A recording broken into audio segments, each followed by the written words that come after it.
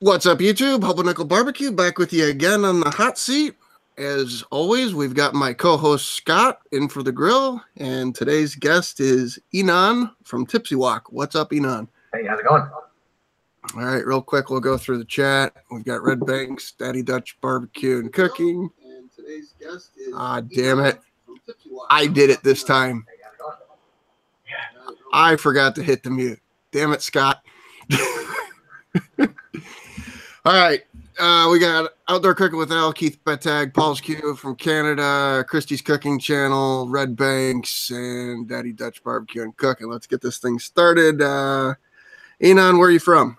Well, that's always a little question. So I was born in China, but I didn't spend much time there before I moved to the United States. I moved to Long Island, New York, when I was only about like three quarters, almost four. And then I spent the rest of my time in the States. So if you're wondering why there's no accent, there it is. And then, so I was in Massachusetts we moved all over, we settled in Massachusetts. And then I went to school in Pennsylvania, and now I live down here in Florida. So hopefully one of those things answers your question. So what caused all the moving? Well, moving when I was younger was a lot of my dad finding different jobs here or there and moving on up. Finally, we bought a house. He bought a house in Massachusetts, and then I went to school in Pennsylvania, and then I moved down to Florida because I got a job with the Disney company. So that's what I do right now. I mean, I've been doing a lot of different things, but I currently work for the Walt Disney Company, and that's the only reason why I'm here in Florida, because I hate the heat, and it is hot here all the time. So that was actually going to be my next question. From the little bit of Facebook stalking I could do of you, because you've got that thing locked up tight. Tell us what you do for Disney. All right. Well, I'm currently a performer for Disney. My official title is character performer. So it involves a lot of meet and greet with some of the more popular characters, but mostly nowadays I'm a puppeteer and a stilt walker. So I do a lot of the puppet shows on property, ranging from like shows for tiny little toddlers to people of all ages, which is kind of a Disney thing. And then I walk stilts as well. I do it for Disney and Universal. So basically, biding my time in a job that I don't necessarily hate, and then working on this. I seen that one picture you had on there. So you made the comment, something like, "I can't believe I'm doing this." I don't know if that was the first time you were on stilts or what. That was the first time I was doing that show. It was the Move It, Shake It, Dance, and Play It Street Party at Magic Kingdom Park, and it was the first time I got to show my face in front of the audience in a show. And that was like me going down Main Street, USA in Magic Kingdom in Disney World was like, this is so weird. I'm looking at them and they can look back at me and they're seeing my face and everything that I do and all the emotions on my face are like right there. So I'm like, oh wait, I have to do choreography. Okay, so here we go. It was surreal. It was surreal. So how hard is it to walk on the stilts? Well, here's the thing.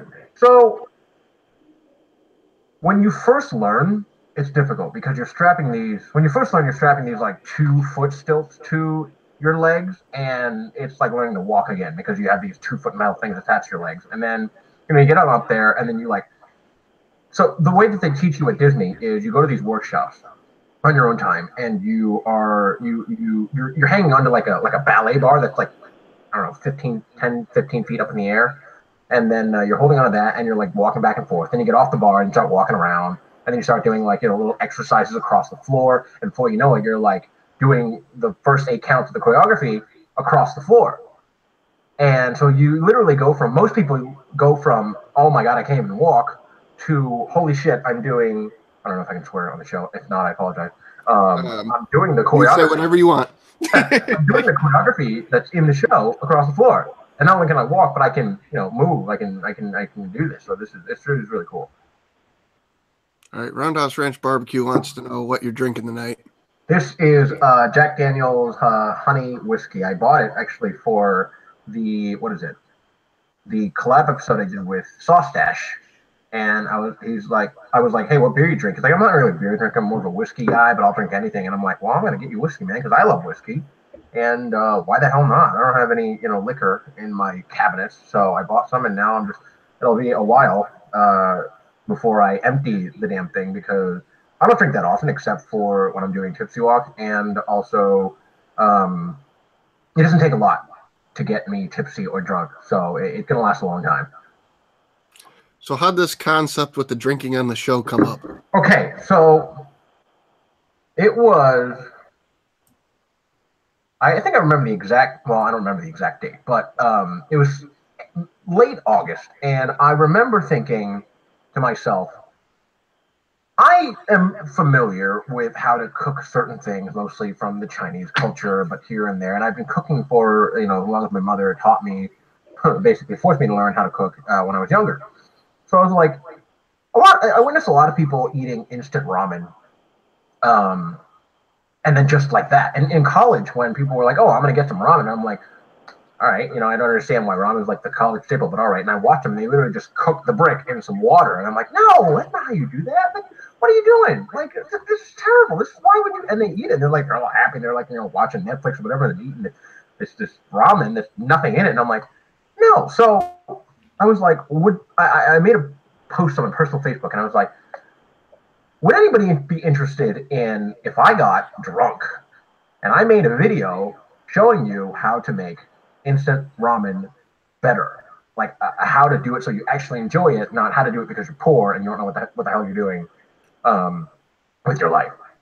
And as I posted it, I was thinking to myself, I was like, well, the concept of this is funny enough. So I know what people are going to say.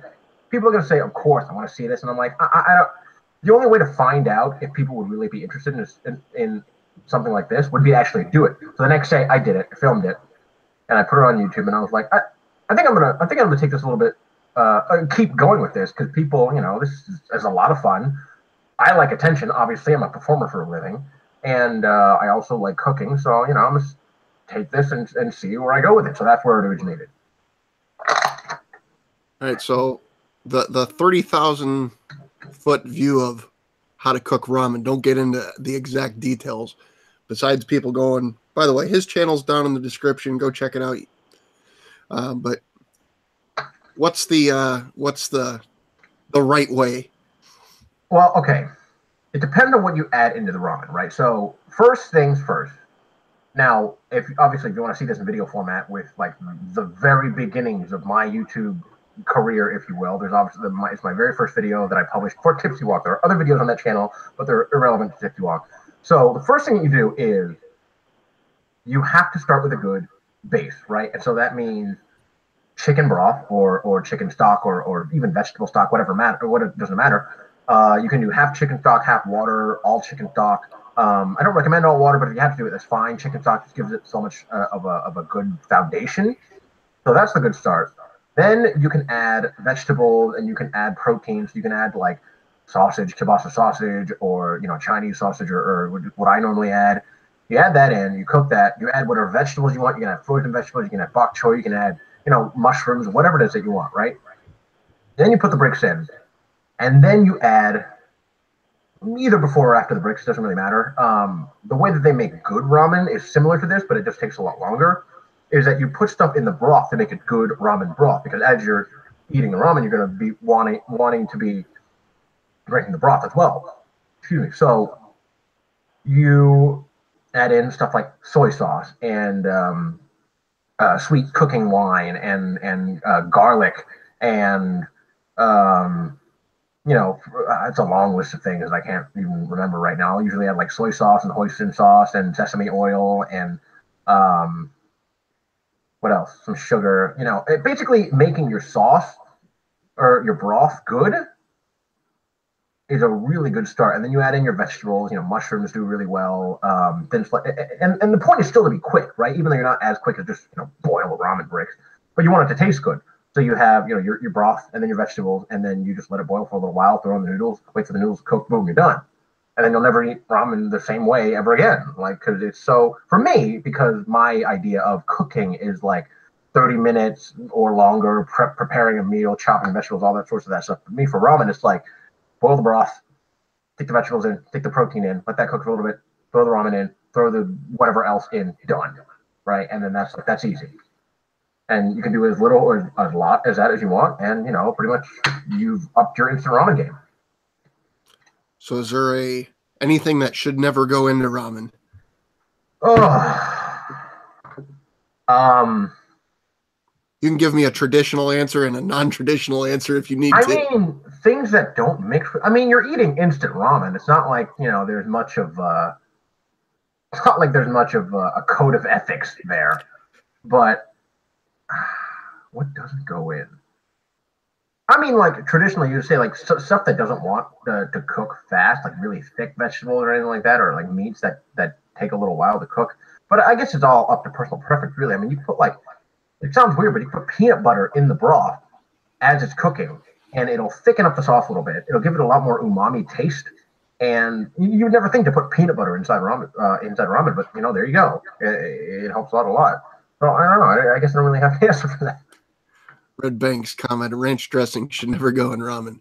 Don't knock it till you tried it, I guess. I don't know. I'm never gonna try it. All right. So what do you use to record your videos? Okay, so when I first started, so before Tipsy Wok was Tipsy Wok, it was a channel called Arcade Asian, because I go to I used to go to Dave & Buster's a lot, and I would play the ticket games and whatnot, and I would get a lot of tickets. I would hit the jackbox, get a lot of tickets, go and redeem the tickets, and then get prizes, sell them on eBay, rinse and repeat. And then, there's a limited amount of arcades in the Central Florida area, so I ran out of content to do. And so when I came up with this idea to do what would eventually become Tipsy Wok, I rebranded the channel instead of starting a brand new one. I was just like, all right, change the name, change this, change that, and then start putting out Tipsy Wok videos. What was the original question? What do you film with? Right. Okay.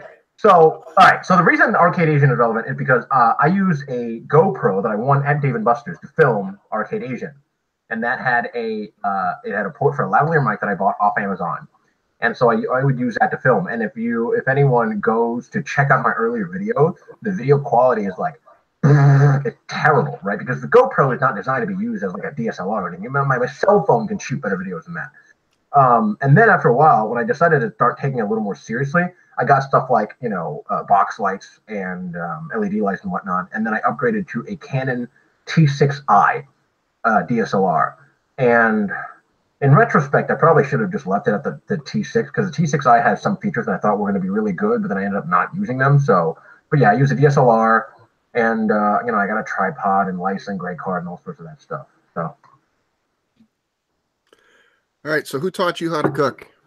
My mother. Okay, both my parents cook, and my mother is a very standard, overbearing Asian mother. Like, if you think of the textbook definition of a tiger mom, she was it. So it wasn't a choice of like, hey, I'm cooking and you should learn how to cook with me. It was, you're going to need to learn to do this, and don't you dare go to like a cooking class in high school or home ec or anything like that, because I'm going to teach you how to do it, and you don't need to do anything else. I'm like, what about like Italian cooking or Spanish cooking or this and that? Yeah, doesn't matter, right? So my mom and my dad both cook, and I learned from them. Really, I learned from my mom, because it would be, all right, dinner should be ready by the time I get home or something like that. But it was really just, all right, start this, start that, do this, do that. And then I would get yelled at for like, not messing up or not doing the rice properly, which there is a really right way to do rice. So the answer to your question in the non-long and convoluted way is my parents. So what was what dad did versus what mom did? The mom was the cook about 95% of the time. And then when dad needed to cook for like, big events like Chinese New Year, or like whenever we would have a big meal, he would make these dishes. Like one of my dishes was inspired by my dad. It was, I think, the like sweet and sour ribs. And that would be something that he would make from like very, very occasionally. And I was like, this is awesome. I need to learn how to make this. He would make like the more specialty dishes, but for the most part, he was the one who go and worked, and my mom was one who would take care of the kids. She worked at Kohl's, and then she was like the stay-at-home mom, right? She did most of the cooking, but he had more of the the breadth of dishes. Right, that makes sense. See, I grew up, my dad never cooked. My mom cooked everything. When my mom passed away, my dad had to figure out how to cook, and now he watched Gordon Ramsay videos on YouTube and tells me about the right way to cook an egg. Right. Look what I found out. Which is way too technical for me. Eggs are just a whole other world. You can do so many different things with eggs. Like, I don't know if you've ever seen, or anyone's ever seen the documentary Jiro Dreams of Sushi on Netflix, but it's like one of the most prestigious sushi restaurants in Japan. And when you're there, you're literally making rice and doing nothing but making rice. If you work there, you're doing nothing but that for like 10 years before you get to graduate to the next level, which is egg with tamago, which is like the yellow sushi if you've ever had it. And that's just egg. And that's like, you need to have all this experience before you move on to egg. So like, don't count eggs out because they're they can be really, really complicated. They can also be really, really easy. But then again, I know people who could burn water if they boiled it. So. All right, so since you keep bringing up this rice thing, I got to ask, what is the right way to cook rice? Okay, so first and foremost, if you have it, well, even if you have a rice cooker, but if you have a rice cooker, please use that. If you don't have a rice cooker, highly consider getting one because it just makes it so much easier. But if you don't have a rice cooker, the first and the most important thing about rice is the water to rice ratio. And this is what I would always get yelled at when I was younger for doing wrong, is putting too much rice in and too little rice in. And my buddy Steve, who runs a YouTube channel called Not Another Cooking Show, he did a video on this actually, which somehow he beat the Chinese guy to making a video on rice, whatever. It depends on the type of rice, but for most of the common rice, like long grain rice, jasmine rice, whatever, it's like a 1 to maybe about 1.5, 1 3/4 ratio of rice to water. If you get the water right, that's like half the battle. And then I'm getting a little bit of echo. I don't know if I've muted it or not. I've muted it. Okay. You boil it. I don't even remember. It's been so long. You boil it, and then once it's boiling, you put it on medium, and you cap it for like 30 minutes. And that process is important because it allows the rice to steam.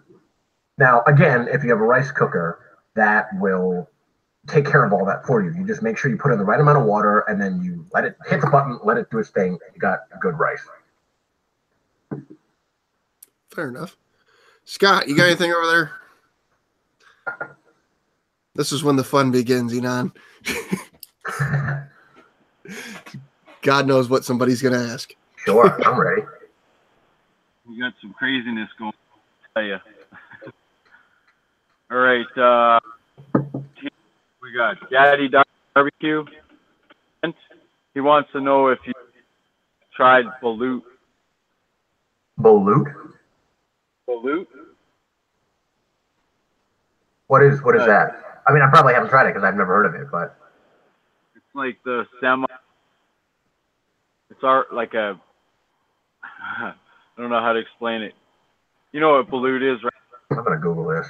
I mean, the answer is probably no because I've never heard of this. But we talked about this on a previous episode, but I was probably drunk, and I've been drunk between that episode and this episode, so it's... Oh, duck embryo. Okay, no, I've never tried this. I've had duck egg, which is basically a lot saltier than chicken egg. Still really good, but no, I've never eaten a developing bird embryo. Right on. Maybe I'd try it, probably not, looking at these pictures, but you know what? There's a first time for everything. All right, he wanted to tell you channel today. He's been watching. Mm-hmm. That's awesome. That's awesome.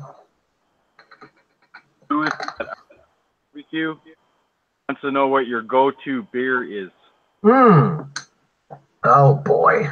So it used to be Yangling. It was Yangling for the longest time. Ever since I could start drinking, it was always Yangling. Don't remember why. And beer was a thing. It still is, but it was a thing that was like, I don't know my way around beers. Ironic because I have a channel where I drink and cook. But I know one thing is that I don't like IPAs, and I don't really like the darker beers. What would I go to now? Probably something like a Kona, or yeah, I got the whiskey. That's nice. A Kona. Kona's nice. I mean, I was like Stella, Yangling, whatever categories those fall into. Those are pretty good. I like my beer to taste like beer. If it sounds weird, so I'm not a huge fan of cider. I mean, like I'll drink them, but it's not what I go to when I want to grab a beer. And like, I'll go to Publix, which is I don't know it's probably not in the rest of the country, but they'll have BOGOs a lot, and whatever beer is BOGO, I'll look at it and be like, is it an IPA? No. Does it sound good? All right, great, I'll take it.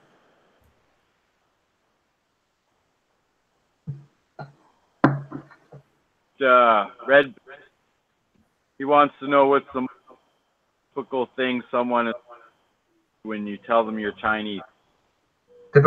So like half of your, it's like I can hear half of it and then it cuts out and then I can hear half of it again. I'm assuming the question was like, what people typically say when I tell them I'm Chinese. Am I right? That's right. I mean, I don't know. I mean, I'll tell you some of the stupider things that people have said when I revealed I was Chinese. Like when the name, like, and I guess not a lot of people know this if you're not as familiar with the culture, but like a Japanese name is multiple syllable, like Hiro, Nakagawa or something like that, But Chinese names are usually 3 or 4 syllable, and my name is 4 syllables. Most of the time they're 3, because the last name is 1 syllable, and then your name is 2 syllable, 2 characters. So people will be like, "Wow, you're Chinese? I never knew that." And I'm like,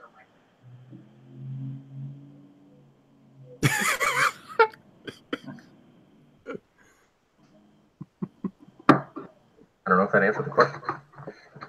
Scott, you're kind of cutting out, but I don't know. I've been able to figure out or decipher what it is you're saying, but.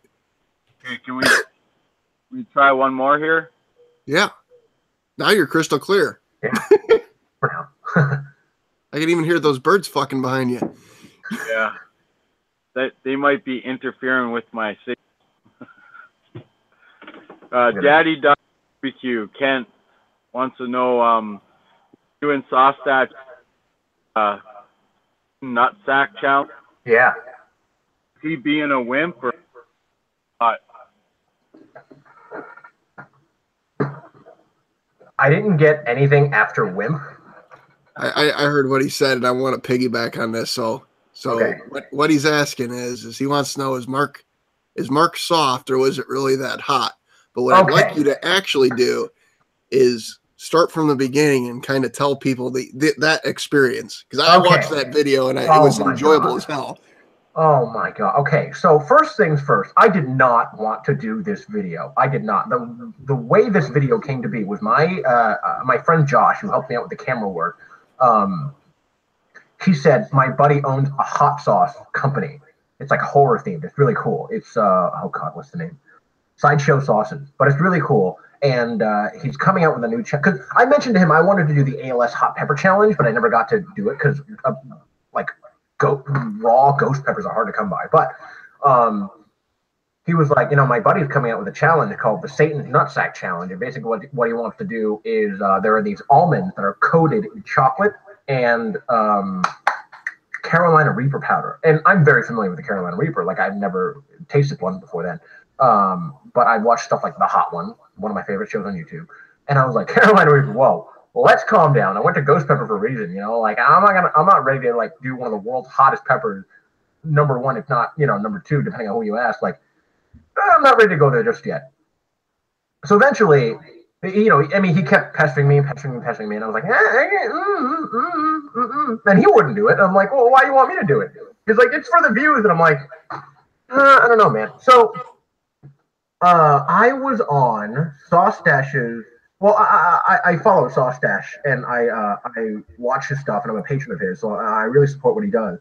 He posted a video of him going to Universal Studios and testing out the new Voodoo Donut, and I was like, wait a minute, that's in my backyard, practically. Like, are you on vacation? Are you here? Like, what are you doing? He's like, no, dude, I live here. I thought you knew that, because we're friends on Facebook now. And I was like, no, I didn't. No, I messaged his account asking him a bunch of questions about his setup and whatnot, and then so he got to look at my account and saw that I was pretty much in the same area as he was. And I was like, he's here. I should ask him to do a collaboration with me, like a big YouTuber like that, like compared to me, like that would be awesome. And he's a swell dude. Like, it would be great to meet him. So I wasn't even expecting him to reply to me, let alone say yes. I asked him, what are the odds, Mark, that you would want to do this challenge where you put these almonds in your mouth that are coated in Carolina Reaper? And I'm like, he's going to say no. He's going to be like, that sounds extreme, or I'm too busy, or this, that, and the other. And I would have completely understood. And everybody said was sure. And I'm like, fuck. So I had to do this now, right? Because I wanted to work with him. And it would have taken too long to, and it was like, I was looking for something to do for the next video. And I was like, shit, I have to do this now. Why did I ask him? And you can see it in the video, you know, where I'm like, I asked you if you wanted to do this, and I was fully expecting you to say no, and you said yes, and now here we are, and do you regret that decision now? So Josh brings this thing over. Sawstash comes over, really swell guy, and so I'll fast forward to when we opened them up and we started the challenge. We put those nuts in our mouths. And because I was extremely intimidated, because I was like, Carolina Reaper, nothing this hot has ever come anywhere near me. The hottest thing that I've eaten was like a handful of chopped habaneros in a burrito ball. And that was all right. My stomach was feeling kind of weird, but like, you know, I didn't have any of like the revenge that everyone keeps talking about. But like, you know, it wasn't bad. I had some milk. It was fine, right? Now, habaneros on the Scoville scale is anywhere between, I think, 250 and 350,000. Which is high. It's a lot higher than I thought it was going to be. But in comparison, the Carolina Reaper is at an average of 1.6 to 1.7 million Scovilles. So at least 5 times as hot as the habanero that I had. So you can understand I was extremely intimidated. I watched Sean Evans from the Hot Ones eat a Carolina Reaper 3 times, and it was awful. And he talked about throwing up and this and that. And I'm like, crap, this is going to be really bad. So I put them both in my cheeks. And the heat was, like I said in the video, the heat was immediate, right? It was like, bam, these are spicy. You're going to be in for a ride the next 5, 10, 15, 30-minute day, week, whatever. And it just got worse. Like, okay, it was extremely hot. But as I was trying to get out during the video, it wasn't as bad as I thought it was going to be. However, what I thought it was going to be was like the worst pain I've ever been in my life without threat to my actual life. And it was about like a level below that. It was fathomable pain. It was still extremely painful. Like at one point, my upper thighs were going numb. I remember thinking to myself and screaming, why the hell are my legs going numb? This doesn't make any sense. And I was like snotting up and like crying and tears, and it was all involuntary. Just trying to get through it. I didn't think I would last past 2.5 minutes, but you know, like I had Mark with me, and it was like, you know, I got a camera in front of me, and I got Mark with me, and like I got to do this. And around 4 minutes, and he didn't tell me this. My videographer didn't tell me this, but it gets worse around 4 minutes. He mumbled this to my girlfriend who was watching at the time, and was like, "It gets worse than around 4 minutes because the chocolate melts, and all you're left with is the Carolina Reaper powder." And so we're at 4 minutes, and I am just in agony, sheer agony, right? And I mean, it's not like so painful that I'm like, I need to quit right now. It's 5 minutes, better get here damn fast because this is awful. And at that point in the video, it was around like 4 minutes or so of the challenge. That point in the video, Mark goes, I want to spit him out. I want to spit him out. And if you look closely in the video, I look at him at that point when he says that, and in my mind going, please don't. You are the only reason why I'm not giving up right now on this challenge. It was 4 minutes into the 5 minutes, like we're almost done. Please don't give up, because if you do, it will be infinitely harder for me to continue. And then immediately after, he was like, no, I can do it. I can make it. I'm like, oh, thank God.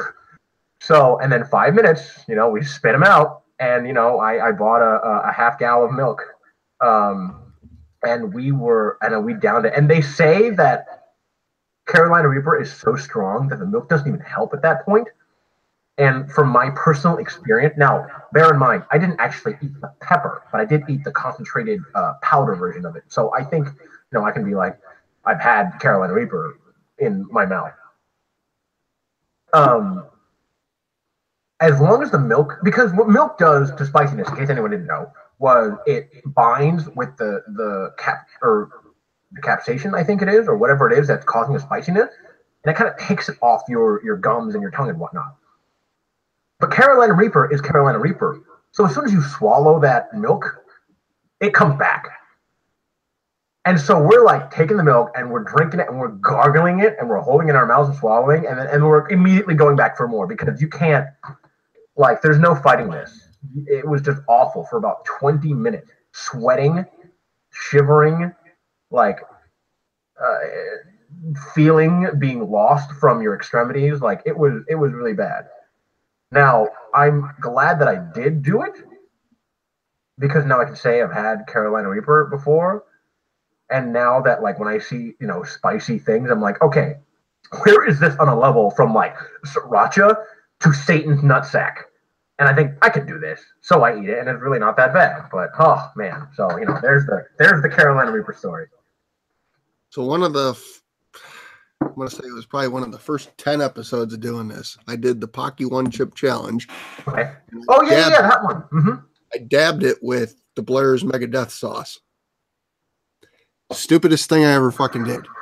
Megadeth was... It used to be number one. Right. The Oh, you last still have one. that. Yeah. I heard it tastes awful. How does it taste?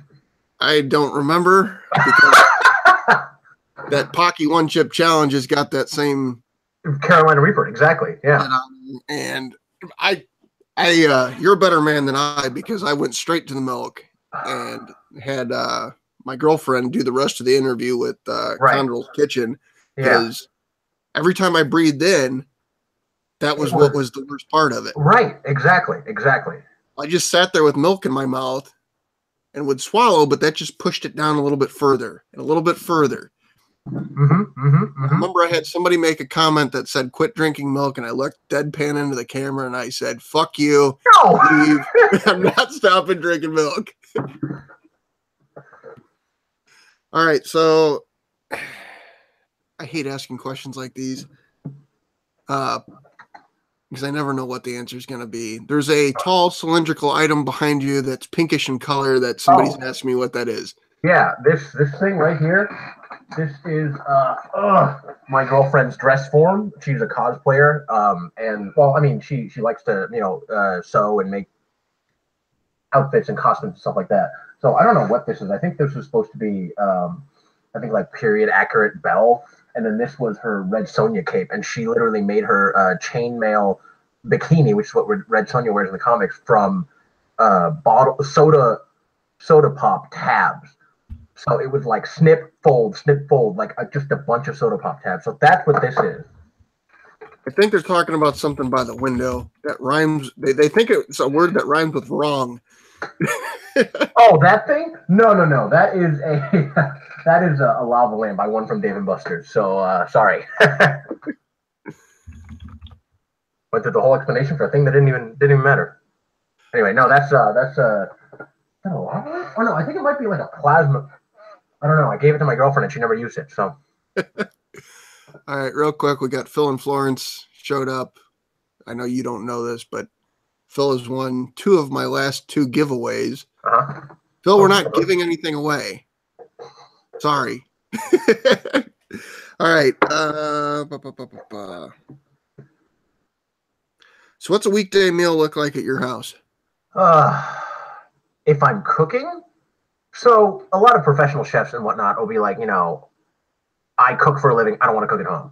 I don't cook for a living, but so what I'll do is, honestly, I make a lot of Italian food. Not a lot, but like it's like half and half there, because when I was the first time I came down to Disney, I was doing something called the Disney College Program. So you're up in their housing, you're working there as like a co-op or an intern or whatever, and all I did was make spaghetti in either Alfredo or pasta. So I eat a lot of pasta, I eat a lot of spaghetti, and so I'll eat that. Or I'll do stir fry, which is, really super simple because it's quick. It's got to be hot. It's got to be quick. So there'll be chicken stir fry with vegetables, and really the only thing that differs is the sauce. I'll eat that from time to time. If I'm lazy, I'll order pizza, or I'll even make so I go to Costco and I'll get these like big bags of frozen wontons or frozen pot stickers, and that could be a meal. I'll make wonton soup. Never really anything too big. I mean, for me, relatively speaking. And then once a week, I'll go to Korean barbecue, which I have an episode. My latest video is me going to Korean barbecue and showing people, hey, this is what I like to do, and this is how you do it. So hopefully you're not too intimidated by it in the future. Go out, try it. It's amazing. So I actually really enjoyed that video, but for people who haven't seen it, yeah, it's a bit of a departure from what I normally did, but Keep So when moving you forward. show up there, do they literally just throw you to the wolves and you got to figure it out, or is there somebody you can ask like, "Hey, how the fuck do I do this?" Oh, Korean barbecue. So when I've been to that location a lot before I filmed that video. In fact, that was the second take, if you will, of that video being filmed, because the first time I went, I filmed an entire video. I was editing it. I was like, wow, this is turning out really well. And then all of the footage disappeared. Like the entire folder was just gone. None of the other files on my external hard drive were there. Or none of my other files were touched. The entire folder was gone. It wasn't in the recycle bin. It wasn't in recovery. I couldn't find it. And I was so mad because it was turning out so well. But the first time I learned how to make it, I actually went to Korean barbecue at the recommendation of a friend. People got a bunch of people together for his birthday party, and he was familiar with Korean barbecue. So I watched him do it, and I'm like, well, I know how to cook meat. And that's pretty much it. You know, you learn how aromatics work. You learn how cooking the meat works when it's ready to your doneness liking. And that's pretty much it. So I was like, this is great. Like, you know, if you've ever been to a place like Melting Pot, you know, it's kind of the same thing, except it's with, you know, different kinds of meats and seasonings and whatnot. And then you just find out what they offer, what goes good together. And then, you know, there you are. Right. All right. So my buddy, Mr. Mega Fred Zeppelin, just showed up. And he always wants me to ask this one question, which is, Sure. what kind of music do you like, bands, genres, etc.? Oh God, this is a difficult question for me because if I listen to music, I like obsess over it. So for a while, it was pentatonics, and if anyone doesn't know who pentatonics is, they're a really popular a cappella group, meaning they sing without any instrument. They were like big and mainstream. They were on, I don't remember what the show was, the Sing Off, I think. And so I listened to them a lot. Because I have some singing experience, so I'd always love to sing along and like work on my vocals and whatnot. But nowadays, I pretty much only listen to audiobooks and podcasts and stuff for like, and it sounds cheesy, but like personal development, so like Gary Vaynerchuk and YouTube videos from like YouTube specialists and whatnot. Because for me personally, I think it's a better use of my time because all I do is listen to the same damn songs all the time in the car. So if I'm listening to music, I never really do it in the car anymore, which is where I listen to most of my music, but stuff like pentatonics. But then I also like, if I'm cooking in the kitchen, I have like a Google Home. So I'll be like, you know, put on some cooking music or put on like techno or dubstep or, you know, stuff like that. All right. So one of my favorite questions, funniest thing that's happened while recording that we never saw after editing. This is a very appropriate question because tomorrow I am releasing a bloopers video. So that question will be answered in a lot of that. But I think the funniest thing ever that's happened that hasn't made it to cut, oh God.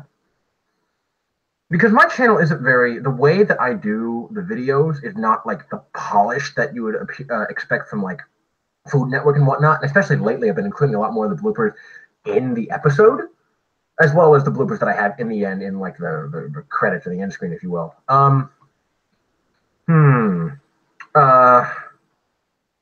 I think, especially towards the beginning, it was like stupid stuff that I didn't want people to see me doing on video and learn from and think, oh, this is the way he carries himself in the kitchen. Like for my ramen video, the very first one, I was carrying a cutting board with a knife on it to the sink. And I went to go like kind of toss the cutting board into the sink, and the knife kind of slipped out and landed on the floor. And so I was like screaming bloody murder. It didn't hit me or anything, but I was just like squealed bloody murder. And it was like, you know, that's the kind of stuff that like I almost put it in because it was hilarious, but I was like, I don't want people who would want to learn from me about how to do cooking to learn that this kind of stuff is okay, or to see that this is the kind of stuff he does in the kitchen. So why on earth would I listen to him? Like stuff like that, like cutting when you're not entirely sober, like cutting when you're drunk. Like that's just asking for trouble. Like I cut myself even when I'm with the knife, even when I'm sober. So you know, like best not do it drunk.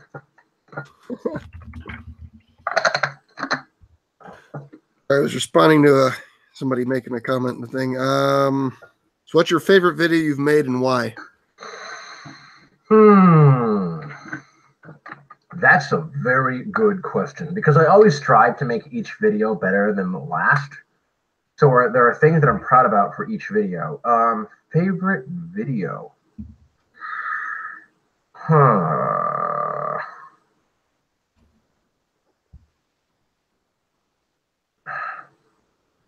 It's a really hard question because I haven't watched some of my earlier stuff in a very long time. So, God, I can't remember what his name is. The guy who was on your channel last week. WWE wrestler Sheamus, aka Red Banks. Yes, Red. So Red commented on one of my really older videos. I think it was Pad CU, which is I think it's a Thai dish or a Vietnamese dish. Now I can't remember. But he was quoting jokes in it that I was looking, and I was talking with you about this earlier. He was quoting jokes in it that I was like, I don't remember making those jokes. Wow, it's been a while. So there's not a lot that there's honestly not a lot that I remember. I think the one that I'm the most proud of, not for reasons that are entirely apparent, because so there was a while where I took a big hiatus because of things that were happening in my house. And the video that I had filmed at that time was Sesame Chicken with my buddy Topher, who was really, really great to work with. And it was so unfamiliar to me because I'd never done a dual collaboration type video before. So I didn't know how to edit it, what to keep in, what not to keep in. And there was so much footage. There was so much footage because we got everything, right? We got like cutting down each individual piece of chicken, cutting down each individual piece of green onion. And it was like, what do I keep? What do I not keep? What's funny? What's appropriate? What's, what should go in? That took me a month of spacing it out so I didn't get burnt out.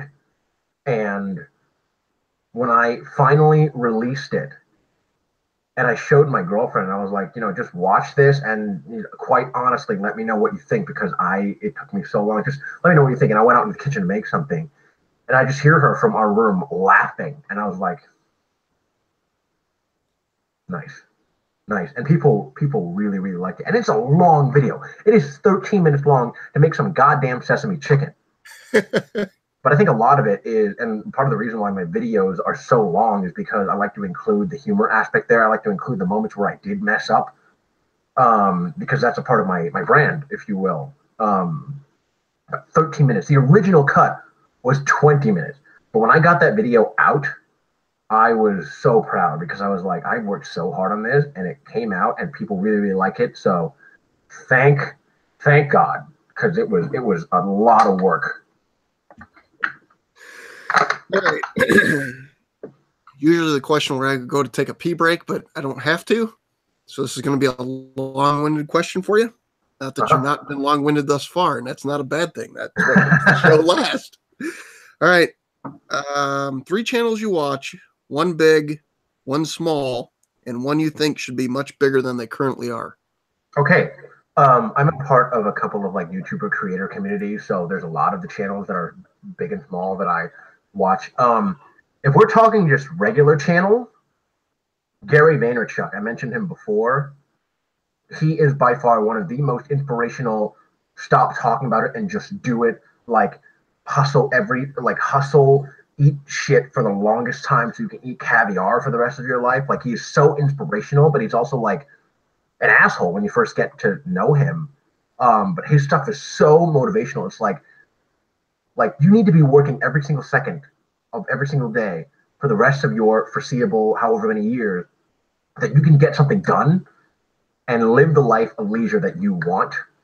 And I'm summarizing it a lot, but he's so inspirational. He's so like, because where I'm from, struggle, when you're like in my culture, struggling is something that is viewed as necessary and to succeed. So you look forward to the struggle.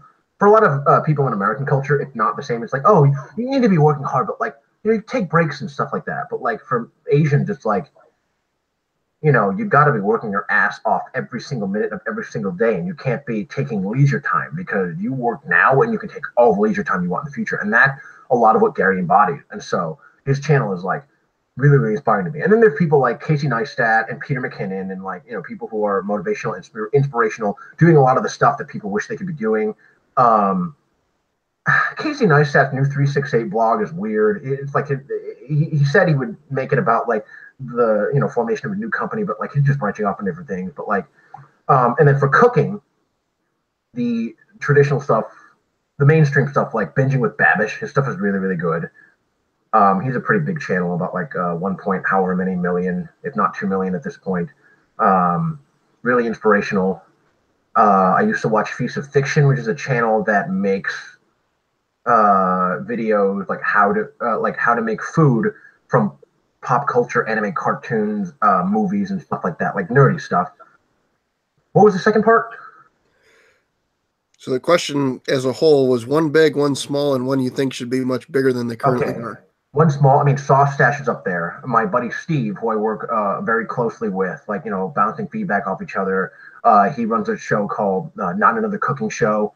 And it is, I mean, the cinematography is just beautiful in his show. And I found him on Reddit, and I was like, dude, this is incredible. Don't ever stop doing this, because this is something new. And his goal is, he wants to make cooking a universal skill like driving or stuff like that. So I think that's a really, really cool goal. And other small channels, I mean, and one that I think that should be a lot bigger. I mean, obviously Steve, because I know him so well at this point, and I know what his channel is, I know what he stands for. There's a channel called Broil LA. He's also small. He works as a production something or other in LA, and he, obviously lives out there, and his production value is through the roof. And some of the stuff that he makes is just like, God, this is amazing. So I definitely think he should be bigger. Don't know why he isn't bigger. He was like my like metrics rival for the longest time, because when I was first getting started, I was like, this guy's amazing. And if I can get to his level, like, that would be fantastic. So he's a really cool guy. His name's Jay. Runs a channel called Broil LA. So hopefully that answers your question. Say broil like broil LA. Yeah. Okay.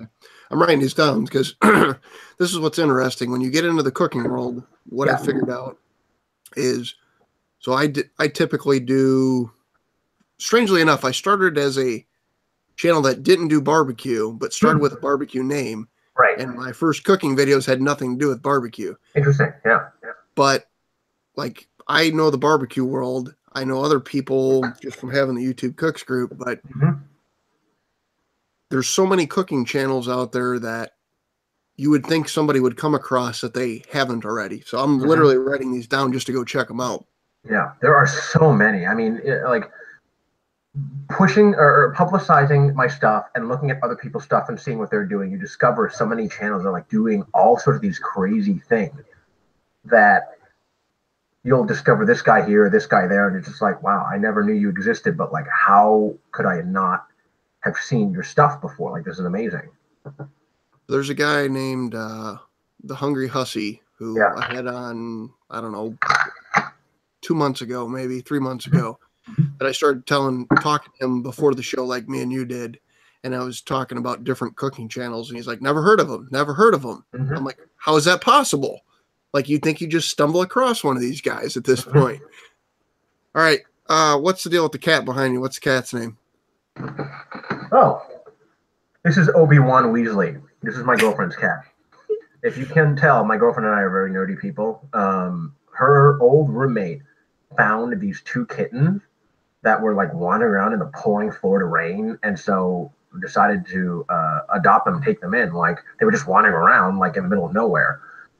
Adopted one of them, took him in, named him Obi-Wan Weasley because we're nerds, and then my girlfriend took him after her roommate couldn't, because she was moving to a place that didn't allow pets. So there's Obi-Wan. He's annoying, but we love him. When he turned and faced the camera, he had those creepy yellow camera eyes. All right, Scott, I know you got at least one question over there. Let's do this. Ask that if anybody's got any questions, drop them in here now because we're getting close to the end. Okay, it's barbecue again. Wants to know, what's your favorite light bar food? Bar food? like before drinking or after drinking? Maybe a two-part. Oh God. Let me think. Whenever I drink, I think that I want to go for like the crappiest food possible, not in terms of like quality, but of how bad it is for you. So wings are huge. We made a ramen burrito, which was super, super carby, but at the level of intoxication that we were at, it was delicious. Um, what else? Just like stuff that's so bad for you. Fast food, tacos, wings are delicious. I said that already, but you know, the point. I'm sure everyone agrees. Wings are delicious.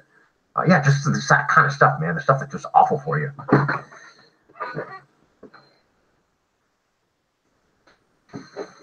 I'm assuming that's all you got, Scott, since you're back on mute. Thumbs up. All right. Cookies Christian. Blah, blah, blah, blah, blah. I'm not. You're supposed to be the drunk guy. There's a lot of stumbling I do over my words, but. All right. Christy's Cooking Channel wants to know what's the best and the worst thing you've ever cooked. Hi, Christy.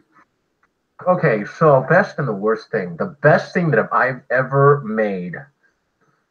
Oh, God. Well, okay, so I think my favorite thing to make nowadays in terms of taste is definitely I think it was called red braised pork belly when I did the video.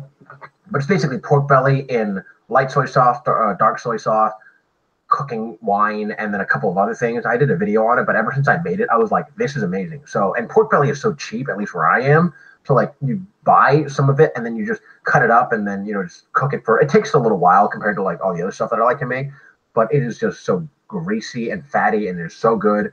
The worst thing that I've ever made. Oh man. The first time I ever made, I was doing a test recipe for ramen pizza, which is where you make the crust out of instant ramen.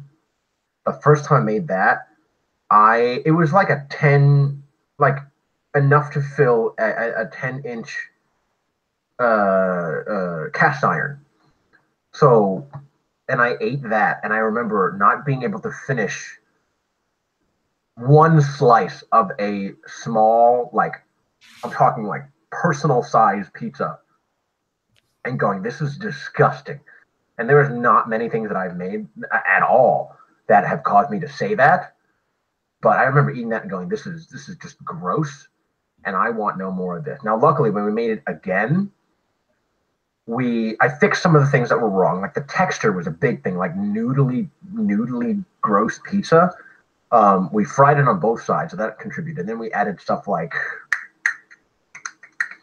Parmesan, obviously, but like parsley and oregano and basil, stuff that, you know, makes Italian cooking good and pizza and whatnot. Added some of that, and it made it a lot better. It made it bearable and made it taste somewhat good. So, but definitely ramen pizza is the first time I ever did ramen pizza. That was up there. All right, so Tim's Budget Barbecue wants to know what you're vaping.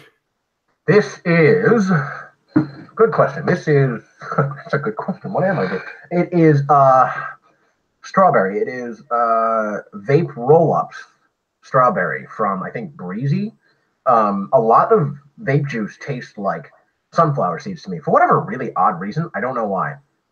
But I was at Halloween. I was a scare actor at Halloween Horror Nights for 3 years and ongoing.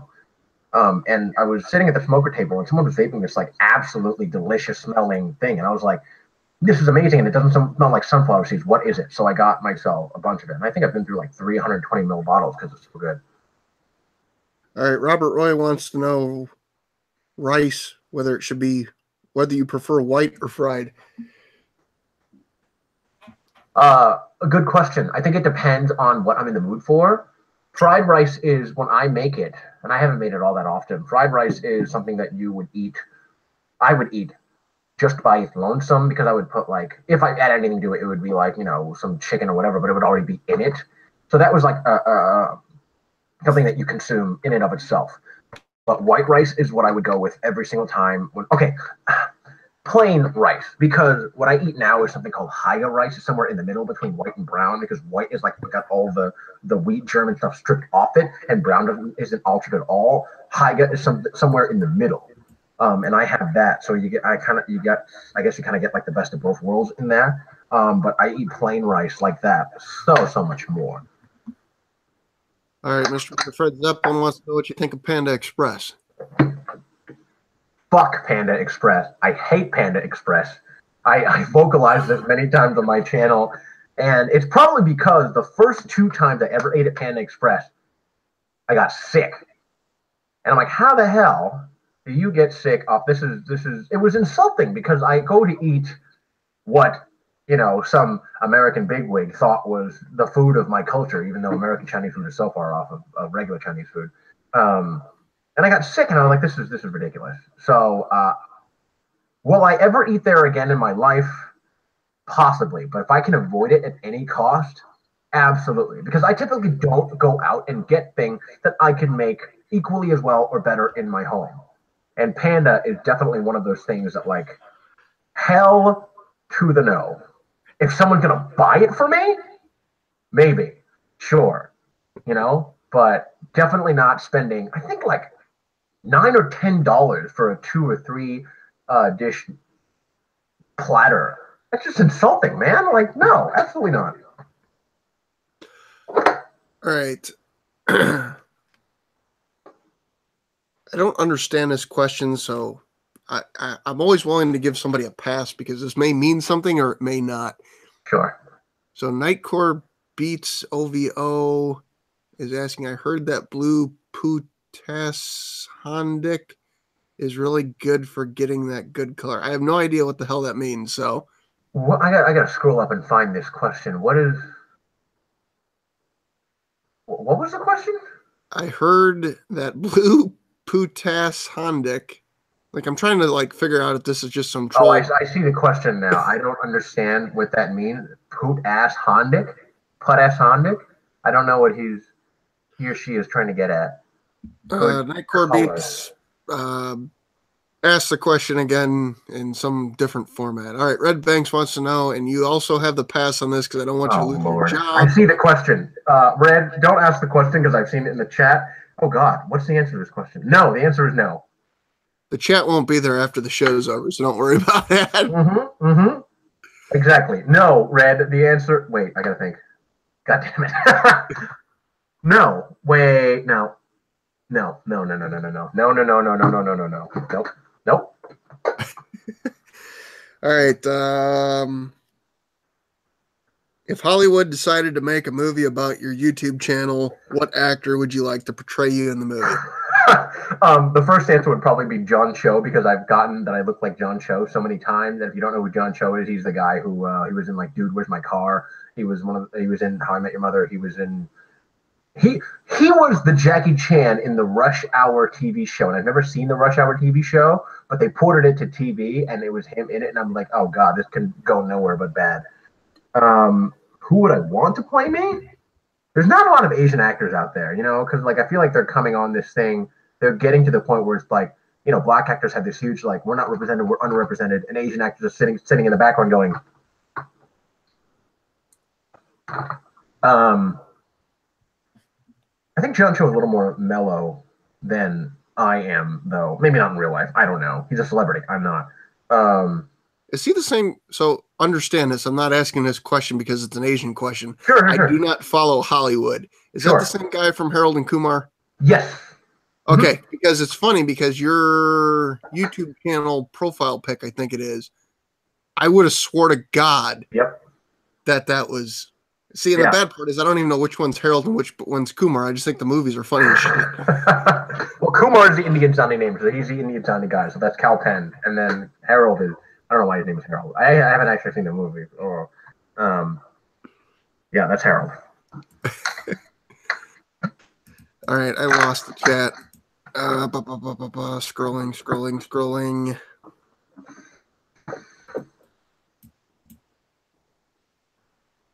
Daddy Dutch Barbecue and Cooking says Bruce Lee ? Probably not. So that probably wouldn't work. I mean, unless, I was making an episode purely about water and it was just him repeating "Wah!" over and over again. All right, so I'm going to ask my own question here. Have you seen the show Fresh Off the Boat? Mm-hmm. Yes. What's your thoughts, etc., on that? Okay, so when I first saw that show, I think I was in college, or I was just out of college, and my buddy Ricky Chan, who was obviously Chinese, he showed me the show, and I was like, I started watching it, and some of the things in there are accurate, but obviously the show is highly Americanized. Some of the things are accurate about what that life is like at home. But for me, overall, I didn't think it was that well represented. It didn't really go as much for authenticity, which is fine because, you need to be entertaining. Like, I get that. But he was like, dude, this is like my childhood, my this, my that. And I'm like, my personal experiences, I don't agree. But, to each their own because, he didn't grow up the way that I grew up and then not the way that, my Chinese friends growing up did. So, do I hate it? No. Do I think it's entirely accurate to my life? Fair enough. The real Joey B wants to know what is Tipsy's specialty. He showed up late, so he's missed about the first 50, 63 minutes. What do I make? I guess I'll kind of bend that question to what do I make when people go to me and go, make me something?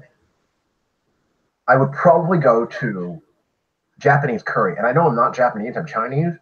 But I've done a lot of research into a lot of the dishes that I made, and Japanese curry is like, even the professional chefs in Japan use I don't know if you've ever seen the curry bricks, golden curry and whatnot, but they use those, but they add a lot of other things in there as well.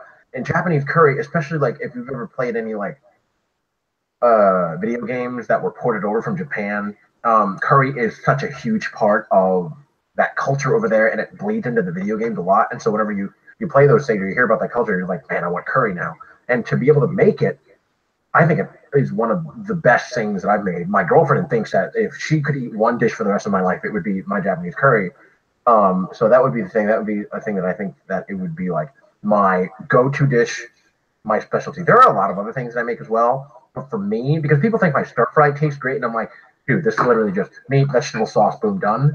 But for curry, that's something that I devoted a lot more attention to, a lot more research to, and a lot more, I wouldn't say love, because, I cook with love all the time, but that would be the dish, the go-to dish.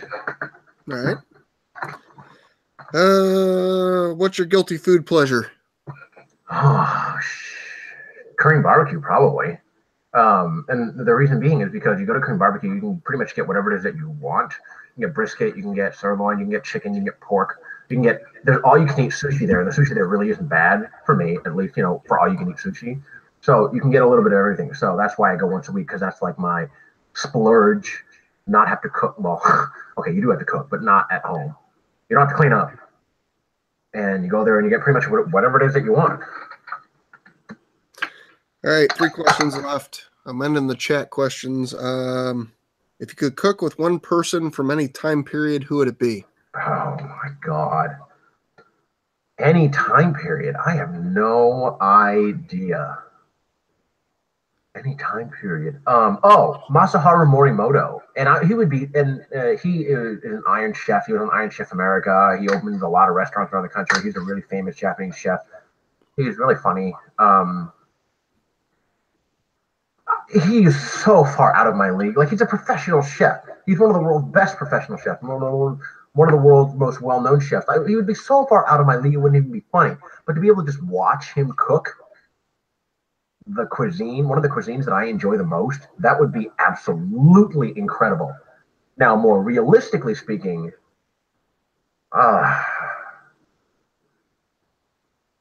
I mean, not a clue. Anyone who I'd ever wanted to work with in the kitchen is probably pretty famous. Like Mike Chen, who runs a bunch of channels, but like Strictly Dumpling and Eat with Mikey and this, that, and the other. I got some of my ideas from him, and he makes a lot of like really authentic stuff that tastes really good. And I got a lot of my inspiration from him. both as a channel, as a cook, as a human being, really. So, Mike, if you're watching this, I don't know, give me a call. Send him a DM. I wouldn't mind his view. Yeah, right. I've tweeted him a bunch of times. He's too famous to care about me. All right, the real Joey B. I was going to cut this off, but I think it's a good question. What's a good basic sauce for stir fry? Sure. Soy sauce gets underrated a lot. And I think I'm only saying that because it's me and because I like to use a lot more than just soy sauce. Soy sauce is the base for a lot of really good stir fry sauces. So if you toss in soy sauce, oyster sauce, garlic, not even oyster sauce. Let's go soy sauce, sugar, honey, garlic. Like if you've never made stir fry before, saute some chicken, throw that sauce in, boom, done. In fact, I don't think you either need honey or sugar. So you put you put soy sauce, honey, garlic, and then that's a really good base. Oh, it's so good. And then of course you can add, little embellishments like green onion and ginger, and whatnot. But really good beginner sauce, really good starter sauce. All right. The hardest question and then another harder question. Last two. Sure. What's one thing most people don't know about you? Good question. I feel like I talked about a lot of who I am in this interview so far. What's one thing? Most people don't know about me.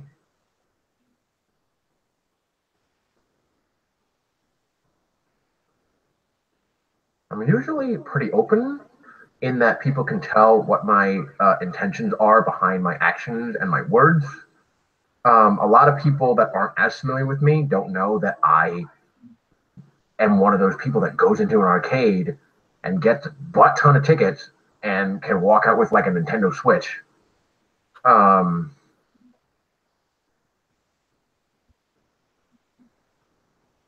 would be like my go-to thing. I'm usually pretty open about the things that I'm passionate about, like this channel and the Dave and Buster's thing, all the other passions that I've had. I was an audiobook narrator once. I did some like little tiny VO work here or there, but all of that has like come to be who I am. So like, I don't know. That's a really good question. I don't know if I have an answer for that.